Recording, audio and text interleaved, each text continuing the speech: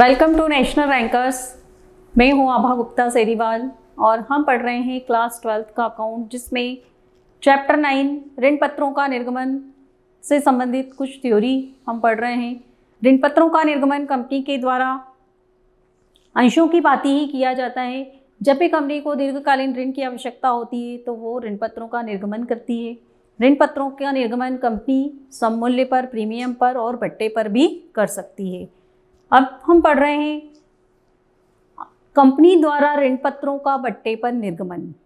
जब भी ऋण पत्रों को उनके अंकित मूल्य से कम मूल्य पर निर्गमित अगर किया जाता है तो वह भट्टे पर निर्गमन कहलाता है। जैसे मान लीजिए कि ऋण पत्र का अंकित मूल्य 100 रुपये है और उसको कंपनी ने 90 रुपये में निर्गमित किया, तो जो 10 रुपये अंतर की राशि है वह डिस्काउंट कहलाएगी। इसे हम कहेंगे भट्टे पर ऋण पत्रों का निर्गमन। भट्टे पर ऋण पत्रों की स्थिति में भट्टा खाता हमेशा डेबिट किया जाता है, मतलब डिस्काउंट जो है वो हमेशा डेबिट होता है और यह सामान्यतः आवंटन के साथ लिखा जाता है। डिस्काउंट वाली जो एंट्री होती है वो अलॉटमेंट वाली एंट्री, जब भी देर होती है, ड्यू होती है अलॉटमेंट की राशि, उस वक्त इसको हमें करना होता है, जब तक कि कोई अन्य सूचना न दी हो। अगर कंपनी के द्वारा बोला गया है कि डिस्काउंट की जो राशि है वो आवेदन के साथ होगी तो फिर हम उसकी एंट्री आवेदन के साथ करेंगे, और अगर कोई सूचना नहीं है, कोई इंटीमेट हमको नहीं किया है, कोई निर्देश हमको नहीं दिए हैं, तो फिर हम आवंटन के साथ ही डिस्काउंट की एंट्री करेंगे। ऋण पत्र के निर्गमन पर भट्टा एक प्रकार की पूंजीगत हानि होती है, अतः इसे अतिशीघ्र ऋण पत्रों के जीवन काल में ही अपलिखित कर देना चाहिए। कंपनी जब भी ऋण पत्रों का निर्गमन करती है तो एक निश्चित अवधि के लिए करती है, वो 10 वर्ष के लिए, 15 वर्ष के लिए। तो जो इनका लाइफ टाइम है ऋण पत्रों का 10 वर्ष या 15 वर्ष, उस टाइम में ही ऋण पत्रों के निर्गमन पर दिया जाने वाला भट्टा अपलिखित कर दिया जाना चाहिए।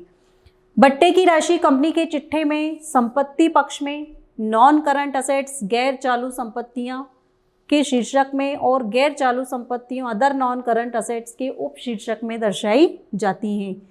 अब इसके संबंध में हमें कौन सी जर्नल एंट्री करना है ये हम देखेंगे। इसकी एंट्री बनेगी हमारी debenture allotment account debit, discount on debenture, issue of debenture account debit to debenture account. ये एंट्री है आवंटन की राशि देय होने पर। डिस्काउंट को हमने डेबिट किया है, क्यों किया है? क्योंकि ये कंपनी के लिए एक तरह का एक्सपेंडिचर है और जितने भी एक्सपेंडिचर होते हैं वो सब डेबिट होते हैं। डिबेंचर अलॉटेड एट डिस्काउंट, ये इसका नरेशन हो जाएगा। इसके बाद भट्टा घटी हुई आवंटन की राशि मिलने पर, मतलब जो भी आवंटन की राशि है वो डिस्काउंट की राशि को माइनस करने के बाद रिसीव्ड होगी, तो वो एंट्री बनेगी bank account DR to debenture allotment account. जैसे मान लीजिए कि यहाँ पर जो डिस्काउंट की अमाउंट है वो 10,000 रुपये है, 90,000 रुपये अलॉटमेंट के हैं और टोटल ग्रॉस अमाउंट है 1,00,000 रुपये। तो कंपनी को जो अमाउंट रिसीव्ड होगी वो होगी 90,000 की। 10,000 रुपये जो डिस्काउंट की अमाउंट है वो कंपनी को रिसीव्ड नहीं होगी। जो नेट अमाउंट है ऊपर वाली वही हमको यहाँ पर रिसीव्ड में शो करना है। नरेशन हो जाएगा allotment money received after discount. तो ये एंट्री थी हमारी जब भी भट्टे पर ऋण पत्रों का निर्गमन किया जाएगा तो हमको ये एंट्री करना है। कंपनी अधिनियम 2013 के तहत ऋण पत्रों को भट्टे पर निर्गमन करने के संबंध में कोई वैधानिक प्रतिबंध नहीं है। अंशों को भट्टे पर नहीं निर्गमित किया जा सकता, लेकिन ऋण पत्रों को कंपनी के द्वारा भट्टे पर निर्गमित किया जा सकता है। इस संबंध में कोई वैधानिक प्रतिबंध नहीं है, ये चीज आपको ध्यान में रखना है। इसके बाद है अति अभिदान, ओवर सब्सक्रिप्शन। जब कंपनी द्वारा निर्गमित ऋण पत्रों की संख्या से अधिक के आवेदन कंपनी को प्राप्त हो जाते हैं तो ये अति अभिदान की स्थिति कहलाती है। जैसे मान लीजिए कि एबीसी लिमिटेड ने 10,000 ऋण पत्र का निर्गमन किया, लेकिन उनके पास आवेदन आ गए 12,000 ऋण पत्रों के, तो ये जो 2,000 ऋण पत्रों के ज़्यादा आवेदन आए हैं ये अति अभिदान की स्थिति कहलाएगी। अब जब अति अभिदान की स्थिति होती है तो कंपनी के पास 3 विकल्प होते हैं। नंबर 1, अतिरिक्त आवेदन को निरस्त कर दें, मतलब जो एक्स्ट्रा एप्लीकेशंस आ गए हैं कंपनी या तो उनको कैंसिल कर दे। जैसे अभी मैंने आपको बताया कि 10,000 ऋण पत्रों के निर्गमन के संबंध में 12,000 के आवेदन आ गए, तो जो 2,000 के आवेदन हैं कंपनी चाहे तो उनको निरस्त कर सकती है। ये कंपनी की इच्छा के ऊपर डिपेंड करता है। नंबर 2, सभी को अंशतः या आनुपातिक आवंटन करें, या तो वो सभी को या अंशतः मतलब कुछ को डिबेंचर दें और कुछ को ना दें। जैसे किसी ने 100 डिबेंचर के लिए अप्लाई किया है तो कंपनी उनको 80 दे दें। जिन्होंने 50 के लिए अप्लाई किया है कंपनी के द्वारा उनको 40 का अलॉटमेंट किया जाए। उक्त दोनों विकल्पों को एक साथ अपनाना, अर्थात कुछ को मना कर देना और कुछ को आनुपातिक आवंटन करना। जैसे 11,000 ऋण पत्रधारियों को कंपनी आनुपातिक आवंटन कर देती है और 1,000 को की जो एक्स्ट्रा अमाउंट बची हुई है कंपनी उनको मना कर देती है, उनको वापस कर देती है। तो ये 3 विकल्प होते हैं कब, जब भी कंपनी को अति अभिदान की स्थिति होती है, जब भी उसके पास निर्गमित ऋण पत्रों की संख्या से ज़्यादा के आवेदन आते हैं तो वह चाहे तो अतिरिक्त आवेदनों को निरस्त कर सकती है, चाहे तो उसको आनुपातिक आवंटन कर सकती है और चाहे तो वो दोनों विकल्प अपना सकती है, कुछ को आनुपातिक आवंटन करके और कुछ को निरस्त करके। इसके संबंध में कंपनी के पुस्तकों में जो एंट्रीज की जाती हैं वो नॉर्मल जिस तरीके से होती है कंडीशन में वैसे ही की जाती हैं। जब भी एप्लीकेशन की अमाउंट मिलेगी तो bank account debit to share debenture application account हो जाएगा, और अब जब कंपनी उसको रिटर्न करेगी तो डिबेंचर एप्लीकेशन को डेबिट करके बैंक को क्रेडिट कर देगी जब भी कंपनी इसका अमाउंट रिटर्न करेगी। तो जब राशि वापस की जाती है तो उसकी एंट्री होती है debenture application account debit to bank account. Being excess money return, जो भी एप्लीकेशन पे एक्सेस मनी आ गई थी वो कंपनी के द्वारा रिटर्न कर दी जाती है, तो उस संबंध में रिटर्न करने की एंट्री आपको ये वाली करना है। अब कभी कभी तो कंपनी के द्वारा जो एक्सेस मनी होती है वो रिटर्न कर दी जाती है और कभी कभी कंपनी क्या करती है, आनुपातिक आवंटन करती है। तो आनुपातिक आवंटन की दशा में कंपनी के द्वारा जो आवेदन पर बची हुई राशि है उसको आवंटन पर या फिर याचना पर समायोजित किया जाता है। तो जब आवंटन या याचना पर उस राशि को समायोजित किया जाता है तो उस संबंध में हमें ये वाली एंट्री करनी है, debenture application account debit to debenture allotment account और to debenture call account. Narration, excess of application money adjusted on allotment calls. जो भी अगर अलॉटमेंट पे की गई है तो हम अलॉटमेंट लिख देंगे और कॉल पर अगर उसको एडजस्ट किया जा रहा है तो आपको अलॉटमेंट की जगह कॉल लिख देना है। तो ये एंट्री थी अति अभिदान की स्थिति में जब भी कंपनी को निर्गमित ऋण पत्रों की संख्या से ज़्यादा के आवेदन आ जाते हैं तो उस वक्त कंपनी के पास 3 ऑप्शन होते हैं।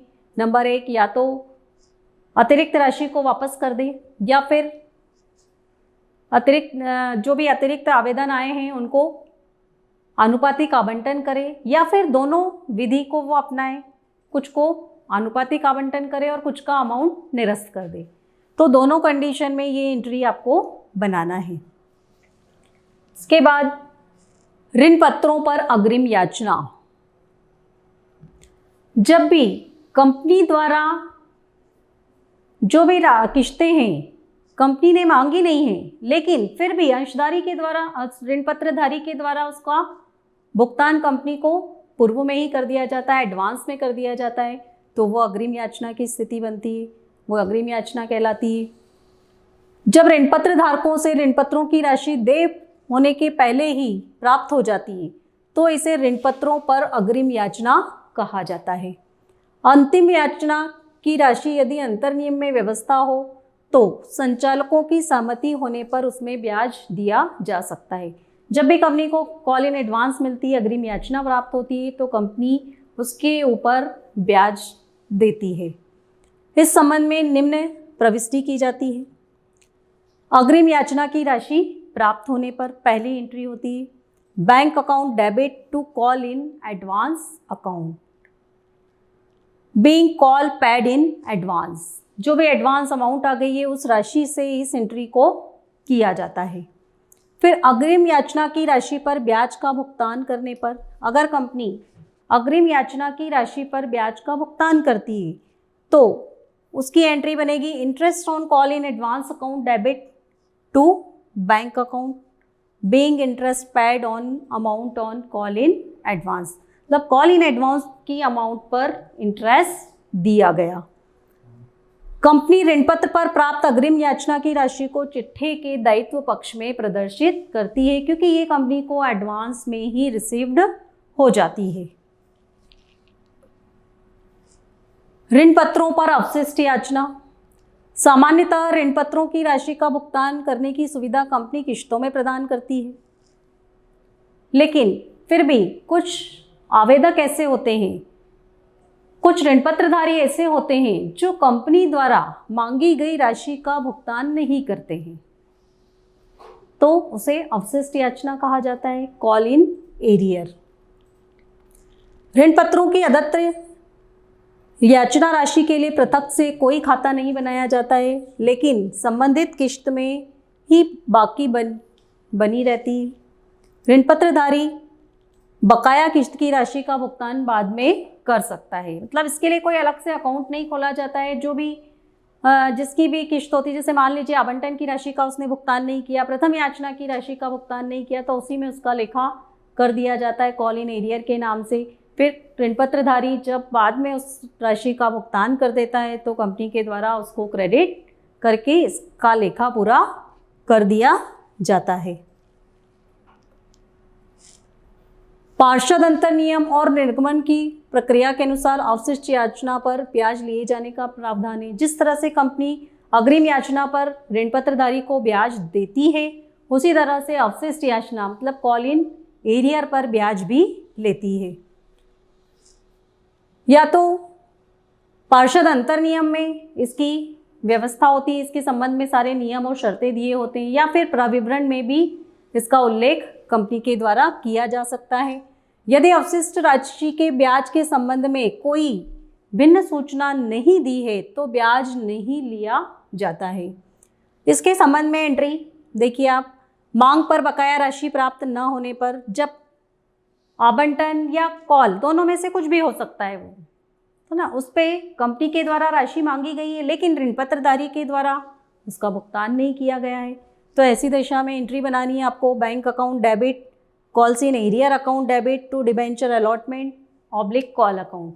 अगर अलॉटमेंट की अमाउंट नहीं मिली है तो हम लिख देंगे डिबेंचर अलॉटमेंट अकाउंट, और अगर कॉल की अमाउंट नहीं मिली है, अलॉटमेंट मिल गया है लेकिन कॉल नहीं मिला है, तो फिर ऐसी दशा में हम क्या करेंगे, अलॉटमेंट नहीं लिखेंगे, कॉल लिखेंगे। मान लीजिए फर्स्ट कॉल का अमाउंट नहीं आया तो to debenture first call account लिख देंगे।